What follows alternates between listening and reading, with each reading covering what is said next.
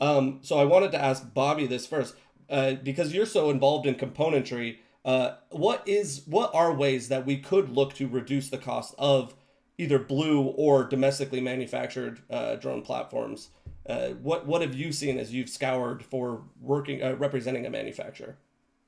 Um, Lowering the costs is ultimately like based on demand. I think the Blue UAS program is extremely, I'd say, it's probably critical to the success of the American drone industry. I think without it, uh, it's be safe to say none of these companies would really be able to kind of innovate in the way they've been able to. And I'm talking about even from the component level all the way to the vehicle OEM.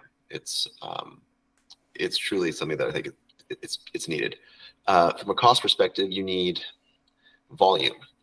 And so what happens is you need demand, and at the same time, but I would argue that banning DJI is not going to lower the price of banning nobody's going to lower the price. And I think if anything, it's going to prevent that price from going down. But you need to increase the volume of which the products are purchased and the core components that comprise them. So 80% of Blue UAS currently use the same autopilot. Many folks are looking to, I think, offer other compelling products. We need to, I think, work together as vehicle OEMs to strategize how to build our componentry. And it's not just based on sourcing. A lot of it's based on functionality. Like the stuff can be made, NDA compliant, but does it work together very well? Do the radios talk to the autopilots? Does the camera systems work? How do you bypass, do you need to use the companion computer that the camera uses? Can you use the ones you have on board the aircraft? These are discussions we have to have. And ultimately is the investment that Charles alluded to. And it is a geopolitical issue. If you want to follow the price of drones, you can follow cell phones. If we aren't building those products domestically, we don't really have the capability to lower the price. Okay.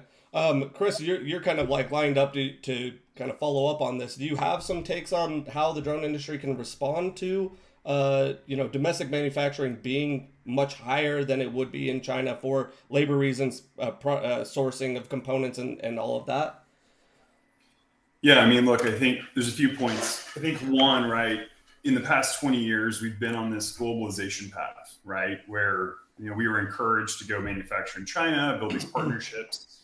And so now that the pendulum's swinging to this deglobalization, I think the timing of that, along with kind of the Blue program, created a bad situation for public safety. I think, when you give a bunch of innovative US companies government contracts to go build these drones within a certain specification box, right? They're going to go and they're going to say, hey, like, while for the government, these may be very inexpensive drones, it's had the unintended consequences of having very expensive drones for public safety, right?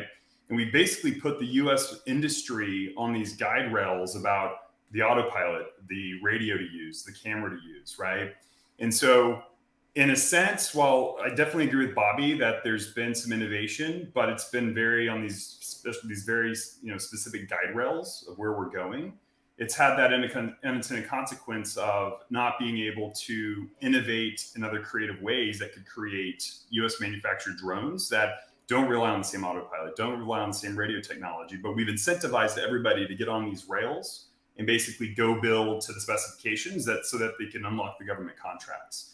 And I think that puts U.S. manufacturers in an awkward position because now it's, you hear the same thing. It's like, hey, I can't go sell this to the U.S. government for this price and then cut it in half for public safety, right?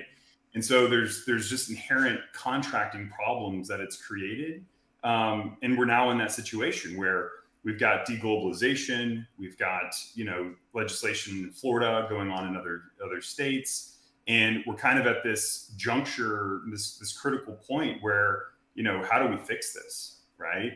And I think that's where we've got to really start looking at, I think as Bobby pointed out, collaboration, but we need to get sensible standards in place for the components and really understand, like, look, does it really matter if a camera is made in China? Does it really matter if the Jetson onboard computer is made in China, right? But, does the carrier board need to be in the US? So I think it's really hard and it's stifling for U.S. drone companies to go build new things when you've got these tight parameters in place, and that's driving your BOM.